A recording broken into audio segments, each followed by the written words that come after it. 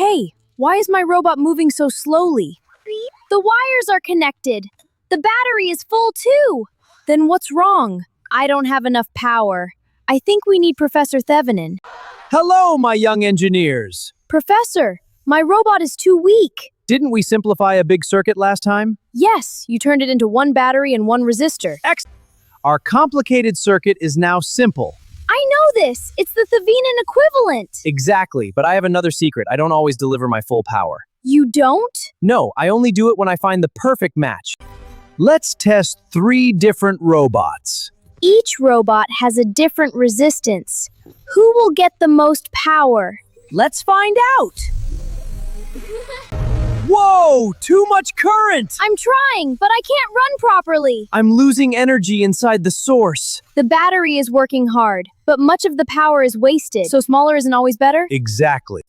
Now almost no current is flowing. I'm barely moving. The battery still has energy, but the current is too small. So bigger isn't better either. Now let's try robot B. Oh, this feels perfect! Power received, I'm ready. Wow, it's much faster. The energy is flowing perfectly. The source resistance are exactly the same. Look at the power meter. Robot A and C received only a little. Robot B received the most power. So matching the resistance makes the biggest difference. Exactly. When the load resistance equals the source resistance, the load receives maximum power. Do engineers really use this? Every single day. Radio antennas.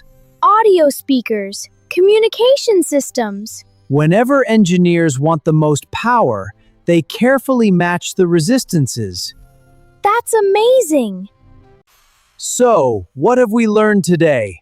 I know. When the load resistance equals the source resistance, the load receives maximum power. That's the perfect match. Maximum energy, maximum learning. And that's the Maximum Power Transfer Theorem. See you in our next adventure.